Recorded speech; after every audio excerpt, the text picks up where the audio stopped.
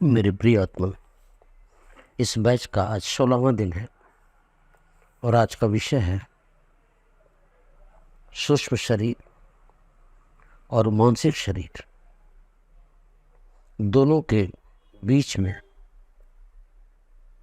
चेतना का संचरण, navigation of the astral and mental realms. इस भौतिक शरीर के परे कुछ और सूक्ष्म शरीर भी है। अपनी अद्वितीय आवृत्तियों से यह पूर्ण रूप से कार्य करती है। शाकाहारी होना, ध्यानी होना, लहसुन से परहेज वाला होना जरूरी है ताकि उन आवृत्तियों से संपर्क कर सके और समझ सके।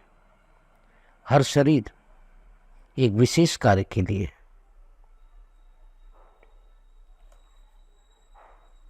आज सूक्ष्म और मानसिक शरीर, astral body and mental body के बारे में अध्ययन करेंगे।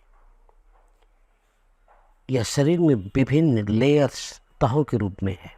जिस प्रकार से एक सड़क का निर्माण होता है, एक लेयर के ऊपर दूसरी लेयर, एक तह के ऊपर दूसरी तह रहती है, उसी तरह से इन शरीरों का, इन सातों शरीरों का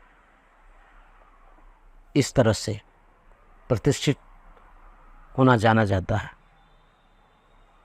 एस्ट्रल और मेंटल शरीर एक दूसरे के अंदर समाहित है। इनको समझना, इनमें सामंजस्य बनाना जरूरी होता है। हमारे भावनात्मक अनुभवों को या इनके द्वारा अंतःप्रेरणा में वृद्धि होती है और हम अपनी आध्यात्मिक यात्रा को आगे ले जा पाते हैं। इस सत्य को जानना बहुत ही जरूरी है। मनोमय कोश यानी एस्ट्रल बॉडी में भावनात्मक संचरण की प्रवृत्ति को जानना जरूरी है। यह सूक्ष्म शरीर भावनाओं तथा काम अनुभूतियों पर कार्य करती है।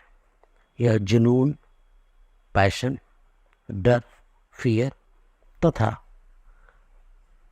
आकांक्षाओं को प्रेरित करता है। सूक्ष्म प्रक्षेपण एस्ट्रल बॉडी का, एस्ट्रल ट्रेवल रादर, नींद की अवस्था में यह एक स्वप्न के रूप में होता है। ये सूक्ष्म शरीर दूसरे तलों पर जाती है। ध्यान के साथ सूक्ष्म शरीर का प्रयोग चेतना के द्वारा किया जाता है। हमारे भावनात्मक जुड़ाव हमारे धनात्मक या ऋणात्मक विचार या बंधन जो भी हो, सूक्ष्म शरीर से जुड़े रहते हैं और हमारे व्यक्तिगत प्रक्रियाओं के साथ जुड़े रहते हैं। मास्टर बताते हैं, अपना खुद का अनुभव। कल रात्रि के समय वह नीचे के लोकों में सूक्ष्म यात्रा के द्वारा गया। एक व्यक्ति जो वहाँ फंसा हुआ है, कहते हैं कि उनका भौतिक प्रकंपन इतना तीव्र है कि वह बड़ी आसानी से उस लोक के प्रकंपन को समझ लेते हैं। इसका संचरण कौन करता है? इनका नेविगेशन कौन करता है? यह सूक्ष्म शरीर ही इसका नेविगेशन करता है। मेंटल बॉडी, विज्ञानमय कोश, यह एक विचारों का समुद्र है और इसका संबंध हमारे विचारों की प्रक्रिया से और बौद्धिक क्षमता से होता है। मानसिक शरीर से विभिन्न स्तर की चेतना में कार्य करती है। चेतन मस्तिष्क से गहरे और चेतन मन तक जाती है। हमारे सारे विश्वासों के प्रतिरूप वहाँ प्रतिष्ठित रहते हैं। मानसिक शरीर में हमारी वास्तविकता की परत अपने व्यक्तिगत अनुभवों से सांस्कृतिक प्रतिरूपों की पद्धति से इस मस्तिष्क शरीर में अवचेतन अवस्था में बैठी रहती है। इन पर कार्य करने से सारे प्रतिरूप, सारे पैटर्न्स बदल जाते हैं। अच्छे अनुभवों को क्षमता का उसमें सृजन कीजिए। यह स्वाध्याय और सज्जन संगति से ही हो सकता है। सूक्ष्म तथा मानसिक शरीरों के बीच का क्रियाकलाप यह एक लूप बन जाता है। भावनाएं लगातार जो सूक्ष्म शरीर में होती रहती हैं, उठती रहती हैं, विचारों के प्रतिरूपों को, मानसिक शरीर को उत्तेजित करती रहती हैं, तथा इसका विपरीत भी ऐसा ही है जिसकी हमें पहचान करनी है। इन तहों में एक सामंजस्य लाना है और इसका अभ्यास करना है, इसकी खोज करनी है। स्वप्नों की प्रतिदिन जर्नलिंग की जाए, लिखा जाए, क्योंकि सारे स्वप्न हमारे सूक्ष्म और मानसिक तलों से उठते हैं।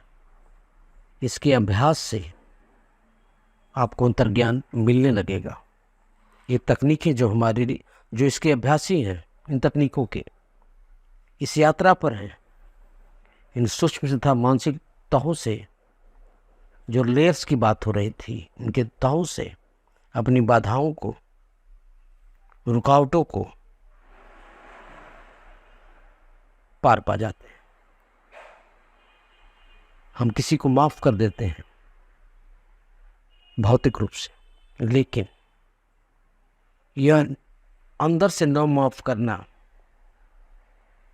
अगर यह जाकर के अवचेतन मन में प्रतिष्ठित हो जाता है, और जब हम ध्यान में जाते हैं तो यह पता चलता है कि अभी इसकी समाप्ति नहीं हुई है और हमें वहाँ से माफ करना पड़ता है।